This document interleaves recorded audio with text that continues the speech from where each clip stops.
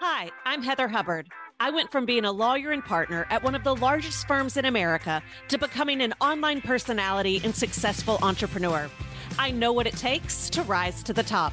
I also know all too well the toll it can take on your health and personal life. So, how do you shine bright without burning out? How do you chase joy while achieving success? You're listening to the Hustle and Flow podcast. Welcome back to Hustle and Flow. I am your host, Heather Hubbard, and today we have a special guest, Susan Hyatt. You maybe have seen her on media. She has been on national TV and in magazines like the Oprah Magazine, Cosmopolitan, 17, and Woman's World. She is the best-selling author of the book Bear, that has inspired women all over the world to stop shrinking their bodies and start expanding their lives. She also delivered a TEDx speech at the country's largest TEDx conference about why women need to stop obsessing about their weight and instead focus on earning money, gaining power, smashing the patriarchy, and running the world. Hell yeah. So that is Susan fucking Hyatt. I'm so excited to be here, Heather. Thank you for welcoming me so beautifully. Well, and obviously you do a lot more. Susan is a life and business coach. And so she does so much stuff. And I have participated in her Beyond Mastermind. And so she's amazing in so many different things. But today we're having her on mostly to have her help us out with our body image and just talk about the bullshit that happens in every aspect of society when it comes to diet culture and the obsession with women being thin. So when I was coming up with topics for Hustle and Flow for the reboot, I already knew that I wanted to talk about my experience in the medical industry. And so I had already titled it the belly fat diet and other BS. And as I was working on it, I was like, Susan probably has a lot to say about this. And I want to know what it is. And I think we can all benefit from it. So, Susan, I don't know if you've actually heard this story or not, but when I first started having symptoms, so for everyone out there, long story short, I had an adrenal tumor. But when I first started having symptoms, they were kind of generic. So it was like I was starting to feel fatigue. I started to have some anxiety. I was starting to feel a little depressive.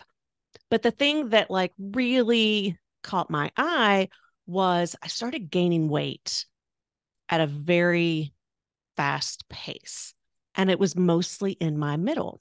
And I'm a pear shape. I have never, ever carried weight in my middle section. Mm-hmm. And so I went to a doctor and I didn't even have a PCP because I've always been really healthy. And so I shared this. And the male doctor said, well, you're an aging woman. I was 40 at the time. You're an aging woman. And your body is going to start changing.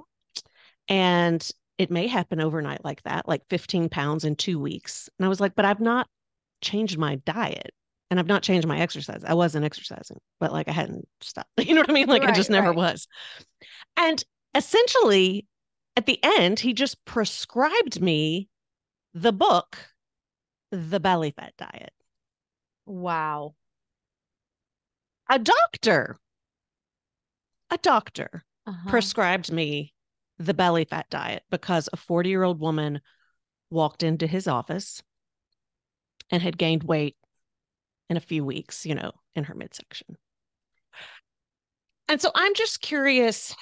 I would just like to hear your take on diet culture in general. The fact that the first thing a male doctor thinks is this woman needs a diet. Oh my gosh. It makes me so ragey, Heather, because when you look at medicine in general, it's set up, most of the research, most treatment is centered around white men, white heterosexual men. And so if a woman goes in about anything, most of the time, they're very concerned about how much we weigh. And they're very adamant that most of everything that we report is in our heads. And so, and if you are a round person, a larger bodied person, it's even worse. Anything you report is because of your weight. So it doesn't matter what's actually happening with us. Everything revolves around losing weight, staying thin, and that is the epitome of thinness, has been held up as the epitome of health. And it couldn't be any further from the truth. And so I am absolutely gobsmacked and also not surprised at the same time that you as a 40-year-old woman went in with this symptom that turned out to be an adrenal tumor, that a male doctor was like, oh, honey, you're just an aging woman. Here's the latest fad diet. Why don't you go try that instead of me taking you seriously in my office? Yeah. I'm sure when you said, they don't take you seriously, I'm sure when I said I've gained 15 pounds in a matter of weeks, they either didn't believe that that was true, right? Like it's Right. been going on for a while, or two, that I don't pay enough attention to my diet that I surely wouldn't know. Right. Um, so yeah, the whole thing was very dismissive. How did you get into this entire topic? Like, how did you get so passionate about it? I got passionate about it because I have a long history that I didn't realize was disordered eating until I started unwinding what was going on with me, why I was using food to cope with anxiety. And so I got into this when I started to figure out that I was overeating to numb out feelings that were masking that I wasn't living my right life. I had this beautiful home and this wonderful husband and these two small, gorgeous children. And yet it was not what I thought it was going to be, which is where I think a lot of women find themselves like, whose life is this? I had checked all the boxes. I had done all the things that I thought one should do to be happy. And I found myself earning a lot of money in an industry, which was at the time residential real estate, that was absolutely sucking my soul and energy. And I was eating and drinking to numb out the truth. And so once I started working on that and figuring out, like, why is it after school pickup, I come home and plow through a wheel of brie and a bottle of wine? Like, why am I doing that? I started to trace all the way back to early messages at 11 and 12 years old about my changing body being bad and wrong and too big. And let's be clear, none of those things were true. And like many girls, the average age that a girl starts dieting is actually 8 years old, believe it or not. So Wow. I was 11, but like many girls, I was using food as a way to control my emotions. And so it started this pattern of binging and deprivation that I didn't know wasn't normal behavior. And I think most women, when they get together, probably many women listening to this, you and your friends get together and talk about what's the latest fad diet or eating plan you're trying, or boot camp to lose weight. And so when I started to realize, and this would have been in my early 30s, when I started to realize this, I then became a coach. And when I became a life coach, my focus was not at all on food and body. But what I found myself doing inevitably was coaching women who came to me for other reasons about how they were eating and how they were moving their bodies or not. And at about 40, like you're saying, I went into my doctor to talk about what turned out to be endometriosis, but heavy periods and weight gain. And I was not told to go on a diet, but I was given the same speech that I was getting older. I was aging. This is just what happened. And I was offered a prescription for antidepressants. And Yeah. that was pretty much it. And so it really escalated. My interest in this escalated also about the time that my daughter was in the 4th grade. She was 10 years old, and she came home and said that every girl at the cafeteria table, except her, thankfully, had made a pact to not eat their lunches and go on a diet together. Now, these were 9 and 10-year-old girls. Yeah. And I was, while she's telling me the story, I was like cleaning the Capri Sun and like Jello out of her lunchbox. And I'm looking at her, and I'm looking at empty contents in the lunchbox. So I was like, okay, good. She ate hers. But she was like, hey, Mom, that's messed up, right? And I thought, oh my God, yeah, it's messed up. And it was in that moment that I made a decision to really focus on this, because we can't leave girls starving in the cafeteria, and we can't leave each other in the doctor's office getting this misinformation from doctors who really don't care about our actual mental or physical health. They're just hoping to create as thin as possible a society. And I feel like obviously they have the same bias and programming that Mm-hmm. we do, right? So Right. even if you're like the boys that are growing up, even if they don't personally have image issues themselves, they probably have projected what is it, what is proper and what is expected of a woman. And Of so when you course. have this internal bias, it's going to show up because we're all humans, right? Doctors are humans. That's going to show up for them too. And of course, all of the training, all of the books, all of the research, it's patriarchal, right? Like because it all really started with white men doing what they wanted, and it's not really been updated that much. Although I Correct. did see today that POTUS had announced, and Jill Biden is going to help lead it up, an entire new council on women's healthcare research, Wow. Okay. which is a start. We're really far behind. I don't know how, but like it's as if we don't even know that much about women's bodies, but women do. Like we already know, right? Like in some ways we already know, and people aren't listening to us. It took 9 months 9 months to get my diagnosis. I just kept going back and just kept telling every new doctor I would see, something is wrong with me. I know something is wrong with me. And so two things. One, and I would tell them this, and I'm sure they thought I was just such an idiot. But one, I had been working with a nutritionist, and and this was before I had gained the weight really quick. I was like, I just feel like I don't have a metabolism.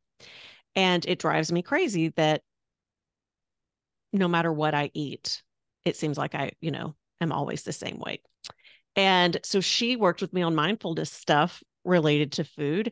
And she finally was like, Heather, I can't help you. I don't know what's actually happening. She said, but you actually are not an emotional eater and you're not eating that much. And the math don't math. Right. So she was like, I think there's something else there and you need to see a doctor. And then I had reflexology, which is Chinese medicine, and I Mhm. love. And a woman worked on, and she said, there's something wrong with your spleen. I think there's something wrong with your spleen. You need to go to a doctor. And the adrenal is right under the spleen. And so I kept going to my doctors. I was like, my reflexologist says there's something wrong with my spleen. And my nutritionist says, and they just dismissed it. Mhm. But I feel like intuitively and with lots of different practices, we do know things about our bodies, but we don't trust it. Right. Exactly. Like our bodies, a great book that I love to recommend is called The Body Keeps the Score. Yeah. And the wisdom of the body knows so much more than our minds ever could, right? And so it's always, our culture values intellect and what's of the mind so much more than the wisdom of the body. And so if we can bring them together and have them work together, that's when, you know, amazing things can happen. And so, yeah, we absolutely know things because our body tells us, but we dismiss it because we don't have evidence outside of just feeling like something's wrong here, and no one Right. listening because they're not looking in the right places yet or taking it seriously. Yeah. And that's part of what I love about your approach, is it's not about you can never have something, you know, like Right. you don't have to follow this strict diet. Part of it is the learning to listen to and trust your body, which I don't think most of us were taught. Well, I certainly wasn't, and none of my clients were. It is it's counterculture to intuitively eat or choose foods because either in my world, where things can go really sideways with food is raising humans to decide that food has moral value. So this is Mm. good and this is bad. And the rules change. Diet culture keeps us confused, and the rules change all the time. Like when you're supposed to eat certain foods, the quantities, the my God, I just got into heavy weightlifting, and that's a whole nother thing where it's like it's diet culture, but just with a different mask on, where it's, yes, you're eating, you're at least you're eating in weightlifting communities, right? But there are still all of these rules that if you break these rules, you're doing it wrong. And when you confuse people and deprive people of entire food groups, what happens is we are rebellious, and we're going to end up, for every ounce of deprivation, there's an equal and opposite binge. And so in my world, it's like, no, no, no, no, there's not good and bad food. There are foods that give us energy and power us up. If we're listening to our bodies, it's like, oh yeah, that avocado toast really gave me the energy to do what I needed to do this morning. Or they're foods that are pleasure foods that are strictly for the purpose of pleasure, and they're not bad. I can have this piece of strawberry shortcake and not berate myself about it because I'm allowed to have delicious food. And so if I had 3 pieces of strawberry shortcake, my body would have an opinion about that. I would lose energy. I would feel like I needed to just go lay down. I might have like a sugar crash, right? So it's like we get to decide, though, how we want to feel and choose our food according to that. You know, that actually brings up a really good point in my mind, which relates to we want to be healthy, right? We want to feel good. And we want to smash the patriarchy. And it's like, if the patriarchy tells me I'm not allowed to eat, then I'm going to fucking eat it. Right. So it's like, you can go to both extremes, right? It's like, Right. they're not going to tell me, like, I know that maybe the size that I want to be and the way that I want to look is because of messaging I've received. Therefore, I'm going to do whatever I want, even though at the end of the day, the only person it hurts is me. Right. Right. Um, and knowing that, like, doctors want us to be thin, and if we're just constantly eating our emotions and, you know, not paying attention, it can be unhealthy. And Correct. so I don't know. I feel like as a woman who wants to rebel against the patriarchy, food and diet and body is one of those really interesting areas where I always have such a hard time, like, making sense of it all, Mm-hmm. because I can easily go to either extreme. Yeah. And I think some folks do or can go to an extreme before they come back to neutrality with themselves. Mm-hmm. And I think that you bring up such a great point, because if you're really, I always talk about the difference between letting yourself go and letting yourself be. So if I'm letting myself go, I'm ignoring myself. I'm not paying attention to myself at all, and I'm just eating, like I was saying, like the wheel of brie and the bottle of wine. And after a while, that causes me to not function well in the world. I don't care who you are. If you're constantly binging on foods that don't power you up, it's going to affect your cognitive ability to make decisions. It's going to affect your ability to feel good. It's going to affect your health, all those things. And so I think that letting yourself be means that you can connect to your body, you can understand your body signals, and you can feed it in a way that's supportive, that creates conditions for thriving. So smashing the patriarchy isn't about eating ourselves to the point of constant naps and fatigue and bad health.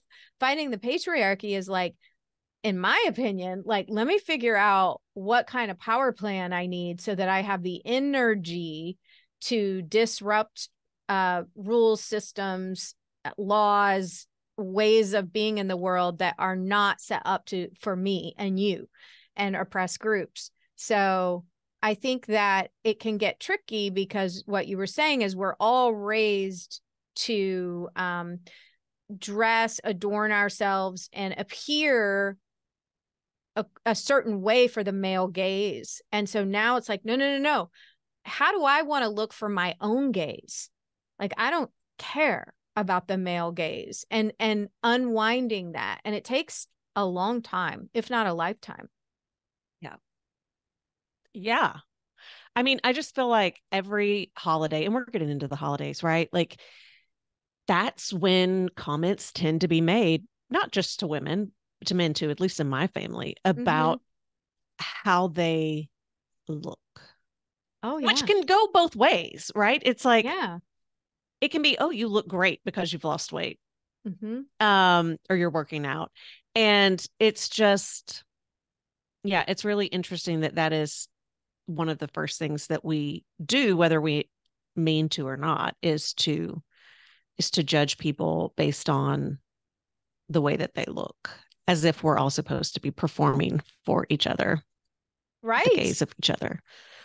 I know. I think that something that I love to talk to people about before the holidays, to equip yourself, whether it's responding to comments that are made to you, but also training yourself on how to make comments or compliments that are not appearance based necessarily. Or if you are going to compliment someone on their appearance, being able to say things like, oh, you're glowing, or you're so full of energy, or you look so happy, as opposed to, oh, you've lost, everything being about how much you've gained or Yeah, lost.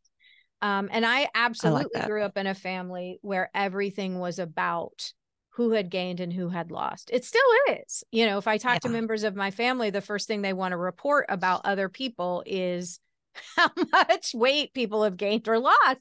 And they know, I'm like, do you know who you're talking to? They don't care. And one Yeah. of a big story of mine in my diet history is after my son Ryan was born in 98, we went to my aunt's house for Thanksgiving, and I was so proud that I could zip jeans. Ryan was born in September, right? So he was barely 3 months old. I went to Old Navy and got a pair of actual jeans. They were bigger than my usual pre-pregnancy size, but they were pants. And I had a V-neck sweater that I could tuck in. And I noticed that there were lots of eyes on my second helping of macaroni and cheese and mashed potatoes. And I said something, and my aunt said, at what point does the weight you need to lose become your responsibility and not the fault of having a baby? Was like not even 12 weeks old. And at that point in my life, I didn't have this training and confidence that I have today. But I just remember feeling so awful because everything was about appearance and weight at that time in my life. Yeah. And so for Wow. anyone nervous about fielding those kinds of comments, or, I would just encourage you to learn the phrase, why would you say something like that? Right? Like, that question can cause people to stop in their tracks. or asking them to repeat it. Could you repeat that for me? Because I'm not really sure where you're going with this, right? And don't tolerate people trying to make you feel less than because of weight ever. And then also train yourself, particularly where little girls are concerned, to make compliments not based on appearance. I have I have started witnessing myself when I interact with little girls. When I'm like, "Oh, that's so beautiful," or this and that, I'm like, I've got to add like it's just so because I do think they're beautiful and they need to know that they are so much more than that. Yeah. Yeah, I really watch myself too. And sometimes I'll catch myself being like, well, aren't you a cute little princess? And I'm like, oh, right. It's like, have compassion with yourself because this is a lifetime of training, and be able to think about. There was a girl, a young girl, she was probably 10 or 11 in the gym with her dad yesterday. And I've often seen fathers with sons in the gym, but I haven't ever seen a father with a daughter lifting weights. And I looked at him and I said, "Are you her dad?" And he said, "Yes." And I said, "Wow." I said, "I'm so happy to see a father in the gym with his daughter." And he goes, "Oh, she loves it." And I looked at her, she was beaming. And I said, "Listen, keep getting stronger and stronger and stronger so you can fight the patriarchy." And she knew what the patriarchy was. And I love I it. know, I was like, yes. So change is happening, but if we Yeah. want to be part of the change, we have to really examine our own biases. Yeah. Well, even so with the adrenal tumor, so I had basically nonstop cortisol, which was why I was gaining the weight. And then they put me on steroids. So I was continuing to gain weight. And at the end of it, I think I'd gained like almost 50 pounds. Mm-hmm. And so I didn't know how to dress for myself. I didn't feel good. Like I just Mm-hmm. didn't feel good. There was a vanity piece to it for sure. Um, but we went through all of the medical procedures to get me healthy again. And luckily I found a fabulous female doctor. But at the end of that, because and technically in the medical world, I then was considered obese, which is a little interesting because even though I think I was overweight, to say that I was obese is just kind of bizarre to me. But Mm-hmm. she was like, now we've got to focus on your weight. She said, now that everything's out, like it's something we have to talk about. And I said, well, like, what are you proposing? Because I'm thinking she's going to say, like, maybe it's time to start exercising again. We've helped build up your bones, this and that. And she was just like, well, we've got Ozempic. And then she's giving me pills. And I'm like, whoa, whoa, whoa, whoa, whoa. I want to, like, I'm not actually given this like a good try. You know what I mean? Like, I'm not actually doing anything right now. So let me try to reset and focus on what I think my body needs and just start moving it again. And I had like, I think 8 months. She was like, well, when you come back, if you've not hit this, like you're going to have to get on the shots. And so I got back and I had like knocked it out of the park. And she was like, I'm so proud of you. She was like, most people wouldn't do that. And I'm like, but they might if you actually encouraged them. But Mm-hmm. here's where I'm going with that. One is, you know, just Ozempic in general, because if you truly are obese and you need that, like whatever, between you and your doctor. But the only people I know on Ozempic right now are my friends who are skinnier than I was when I was in college. And I'm Yeah. like, what doctors are prescribing that to you? And why are you starving yourself? Mm-hmm. These are professional women who are on Ozempic Mm-hmm. because they're like, well, I couldn't lose those last 10 pounds. So I'm just kind of curious. I'm curious as to what Susan thinks about the new shots, which were just approved for more stuff. Yeah. Well, I think it's a really scary era we're in that's going to create even more, right, thinness, access to the money to be able to purchase this very expensive drug that's meant for diabetics. I have people I know and love who have chosen to go on it because they were moving, eating well. Their doctor thought it was a good idea.